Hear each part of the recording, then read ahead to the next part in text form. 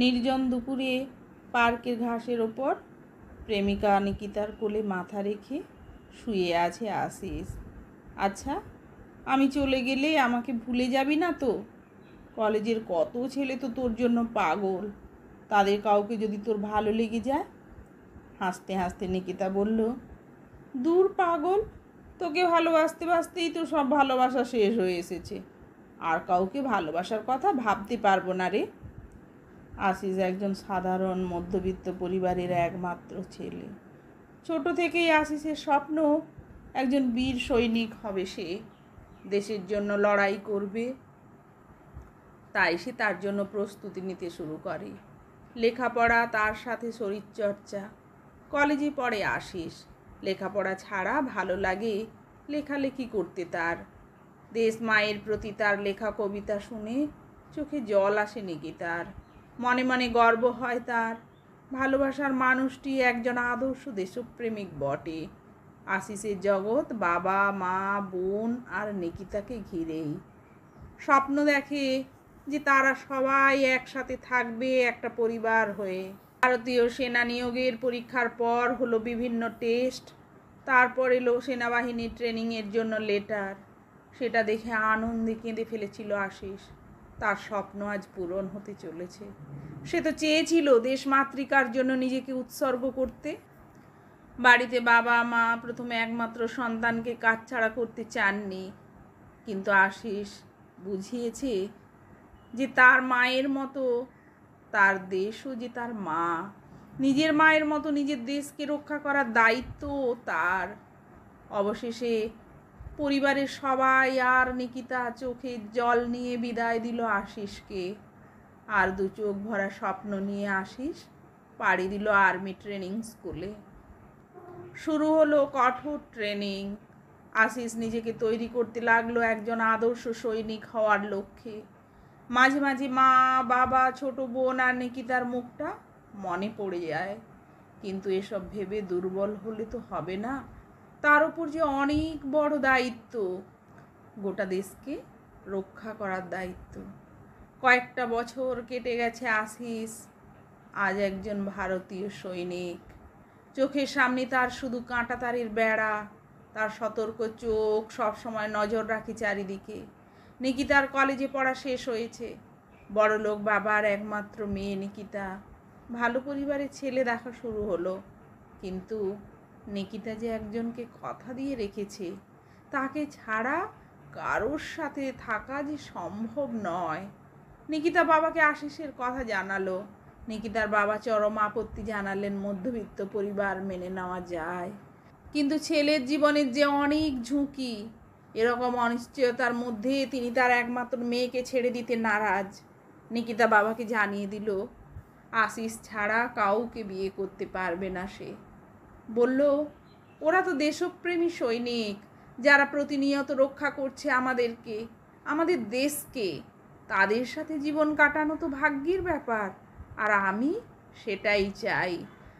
হার মানলেন মেয়ের কাছে সুশান্ত বাবু। বললেন, ঠিক আছে, আশিস ফিরলে বলবে আমি ওর বাবা মায়ের সাথে কথা বলবো। খুশির ঢেউ নেমে এলো নিকিতার মনে। সে অপেক্ষা করতে থাকলো তার মনের মানুষটা ফেরার জন্য। কয়েক মাস বাদে আশিস বাড়ি ফিরল। আবার সেই পুরনো চেনা পার্কে বসে আছে দুজন। নিকিতা বলল, সারা জীবন কি প্রেম করে কাটাবি? এরপর কিছু ভাববি না? আশিস বলল, ভাবতে তো চাই, তোকে সারা জীবন স্ত্রী হিসাবে পাশে পেতে চাই, কিন্তু তুই বড়লোক বাড়ির একমাত্র মেয়ে, তোর বাবা কি রাজি হবেন? নিকিতা হাসতে হাসতে বলল, রাজি হবে কি রে? রাজি তো হয়েই গেছে, বলেছে তোর বাবা মায়ের সাথে কথা বলবে। আনন্দে চোখের কোণে জল চলে এলো আশিসের। সে কত ভাগ্যবান, সব চাওয়া পূরণ হয়েছে যে তার। পরের দিনই নিকিতার বাবা মা এলেন আশিসের বাড়িতে। কথা হলো দুই পরিবারের মধ্যে। বিয়ের দিন ঠিক হলো পরের বার যখন আশিস ছুটিতে বাড়ি ফিরবে তখনই। নিকিতা আশিস দুজন খুব খুশি, পরিবারের সবাইও খুব খুশি। আশিস হাসতে হাসতে বলল, শেষমেশ আমার বউ হচ্ছিস তাহলে।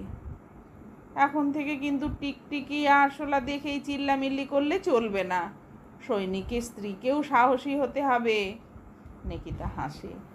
চলে আসে আশিসের ফিরে যাওয়ার দিন। মন খারাপ নিয়ে বিদায় জানায় সবাই। এখন যেন দিনগুলো কাটতেই চায় না আশিস নিকিতার। কবে যে সে বাড়ি ফিরবে আশায় থাকে দুজন। কয়েক মাস পর 10 দিনের ছুটিতে বাড়ি ফিরল আশিস। বাড়িতে উৎসব শুরু হলো। মহা ধুমধাম করে তার মনের মানুষের সাথেই শুভ পরিণয় সম্পন্ন হলো আশিসের। ভালোবাসায় ভরিয়ে দিল দুজন দুজনকে। আনন্দের দিনগুলো যেন খুব তাড়াতাড়ি শেষ হয়ে গেল।